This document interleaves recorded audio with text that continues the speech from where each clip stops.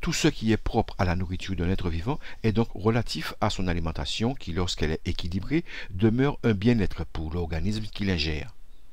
C'est dans cette optique que la MGPS a décidé d'initier des ateliers alimentation animés par une diététicienne nutritionniste pour sensibiliser tous ceux qui travaillent que bien se nourrir contribue au maintien de bon état de santé.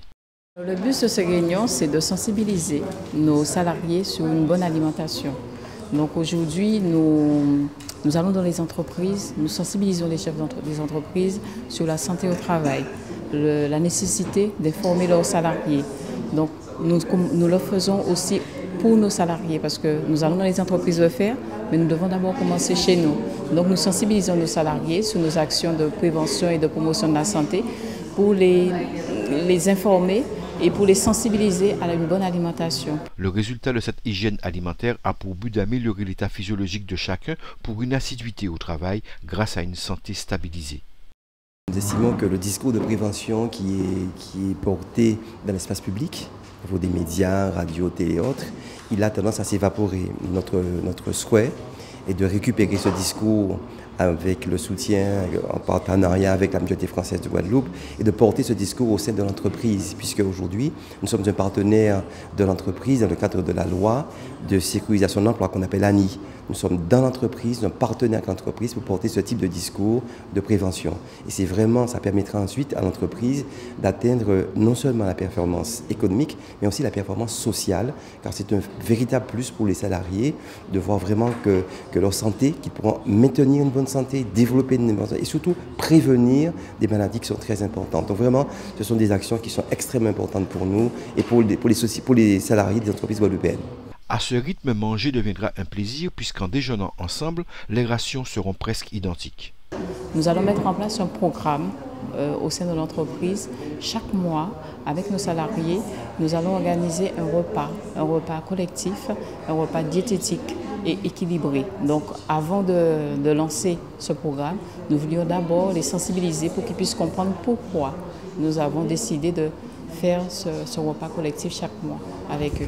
Manger n'a jamais été une compétition, mais une façon de maintenir sa santé après quelques heures qui ont permis de digérer ce que l'on avait précédemment ingurgité. Il ne faut pas vivre pour manger, mais manger équilibré pour vivre en bonne santé et ainsi contribuer au bon fonctionnement de chacun des organes que l'on épuise en ne leur accordant pas suffisamment de repos.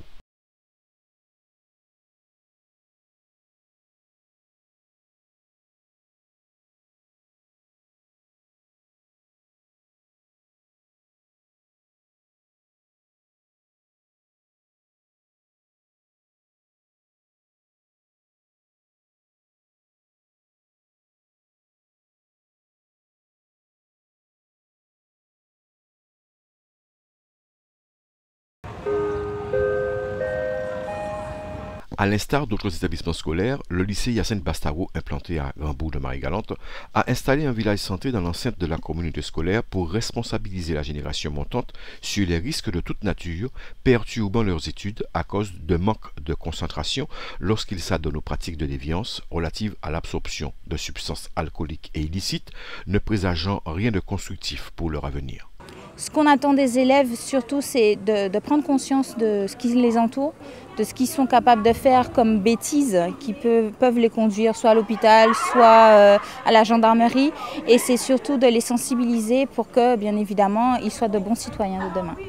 On a le cas des grossesses précoces, donc on a des élèves qui ont déjà été enceintes en seconde, donc ça les met en difficulté par rapport à la scolarité et la poursuite d'études. Il y a aussi les cas d'alcool, bien évidemment, parce qu'un élève est venu au lycée en est sous l'emprise d'alcool et avec une bouteille d'alcool. On a des élèves qui se mettent en danger parce qu'ils viennent au lycée en vélo et en scooter sans protection. Donc c'est une manière aussi de faire de la prévention et de la sensibilisation.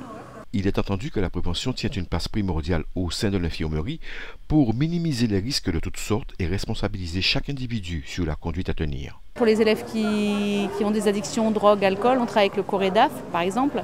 Pour les élèves qui se retrouvent enceintes, malheureusement jeunes, on voit une solution avec elles. Mais la première chose à faire dans un établissement scolaire, c'est la prévention. C'est-à-dire que plus on fera de prévention et moins ça arrivera. Par exemple, par rapport à la sexualité et les grossesses, on a fait un gros travail depuis 2 ans. Et là, cette année, on a une grosse diminution des grossesses. On n'a eu que 2 grossesses au lycée cette année, ce qui n'est pas beaucoup. En moyenne, on en a 10. Là, le travail qu'on aimerait faire, on a commencé un petit peu, c'est par rapport à l'obésité. Parce que les gamins, ils grossissent de plus en plus, ils font de moins en moins de sport et c'est complètement anormal. Avec une bonne hygiène alimentaire, ces jeunes auront toutes les cartes en main pour écarter des dysfonctionnements de santé néfastes pour leur parcours scolaire, mais surtout éviter l'obésité, responsable de nombreuses maladies, entraînant des dépenses de soins et diminuant l'espérance de vie. La prévention, c'est non seulement dès la petite enfance, mais surtout pendant la période de l'adolescence, parce qu'il y a beaucoup d'enfants qui prennent beaucoup de poids pendant l'adolescence, qu'ils ne peuvent pas perdre après, ou du moins qui ont du mal à perdre, et qui peuvent aussi avoir des petites dépressions par rapport au fait qu'ils ont accumulé du poids pendant leur période d'adolescence.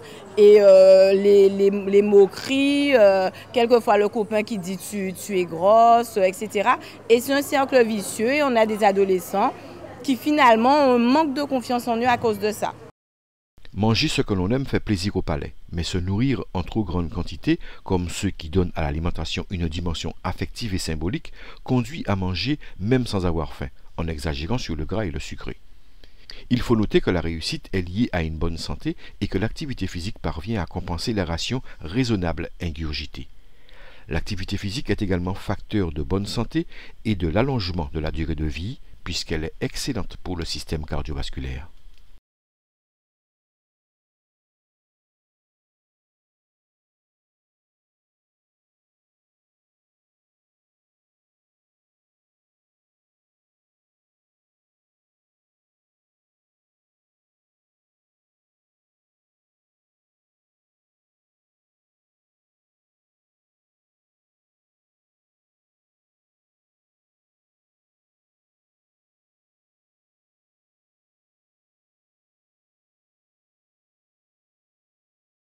Des professionnels de santé se sont rassemblés dans le hall de la bibliothèque Paul Mado pour poursuivre leur mission de prévention au sujet de toutes les pathologies silencieuses qui continuent de progresser si l'on ne se protège pas suffisamment ou par négligence de dépistage permettant d'être informé sur sa situation épidémiologique. Parallèlement, une conférence débat donnait l'opportunité à une assistance diversifiée d'échanger sur les bienfaits d'une alimentation équilibrée, mais également au sujet des dangers reconnus de l'alcool et des produits illicites conduisant à des comportements déviants. J'ai commencé mon propos par leur rappeler quelques pratiques qu'ils avaient et qui n'étaient pas forcément des choses dont ils avaient conscience et donc qui prenaient la pleine mesure, singulièrement le fait de ne pas s'alimenter correctement, le fait de s'alimenter en fonction de ce qu'ils aimaient et qui n'était pas tout à fait porteur d'un équilibre en termes de capital santé. Et ensuite de transiter par les produits qu'ils consommaient régulièrement, que ce soit l'alcool, que ce soit les produits psychoactifs, et non pas de dire un discours que c'est bien, c'est mal, mais simplement de dire les occurrences sur le corps. Et c'est vrai qu'on est passé dans un premier temps par le côté ludique de l'esprit qui était de parler de rapports sexuels et surtout de tous les produits attenant justement à la notion de performance. Donc il est important de rappeler qu'on n'est plus essentiellement sur le champ de produits psychoactifs dits illégaux, mais vraiment de transformation de produits légaux à des fins de dopant et que cela avait effectivement des conséquences puisqu'on sait que le corps humain, en termes de protection des organes classiques tels que le foie, les reins, le pancréas, ça se fait entre la 22e et la 25e année. Et qu'en fait, si on absorbait des produits avant, ces organes-là ne vont plus pouvoir jouer leur fonction de protection puisqu'ils seront abîmés avant même d'être finis. L'intensité de la confiance instaurée a élargi le caractère des échanges qui a favorisé une discussion mettant en évidence les plaisirs de toute nature que la jeune assistance a tendance à vouloir explorer en faisant fi de toutes les maladresses étayant leur existence juvénile. Lorsque les jeunes ont témoigné en disant que oui, ça leur est déjà arrivé d'avoir des relations avec des personnes de l'âge de leurs parents ou voire plus âgés, ça montrait effectivement que ce n'était pas le sociologue ou l'anthropologue qui en parlait, mais vraiment les gamins de la rue ou issus qui se réclament de ce champ-là et qui montraient un autre visage de la Guadeloupe que tout le monde connaissait mais que personne n'avait envie de voir réellement.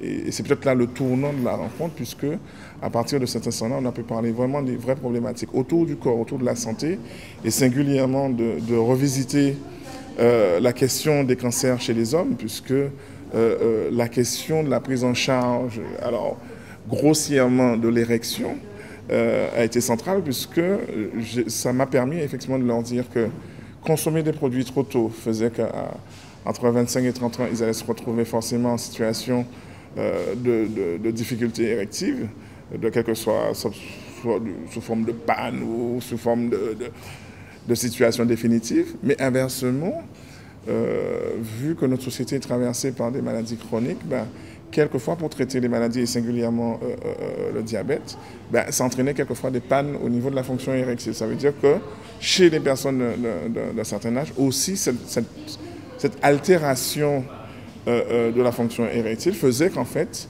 que des groupes de personnes qui n'étaient pas censées se retrouver sur ce que j'appelle le marché de l'offre et de l'emploi du corps, sont obligés, puisqu'ils n'avaient pas prévu initialement dans leur parcours de vie de le faire, mais de retourner.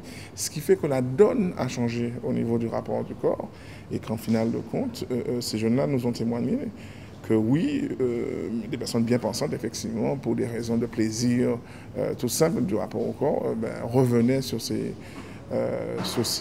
segments de vie et par le biais du financement. Ce genre de discussion à bâton rompu a choqué les personnes les plus âgées de l'assistance, refusant de croire à des pratiques qui étaient impensables à leur époque. Toutefois, ces échanges ont apporté aux plus jeunes des informations sur les risques qu'ils peuvent éviter en étant attentifs avant de sauter tête baissée dans des aventures dont le dénouement peut être fatal à leur avenir.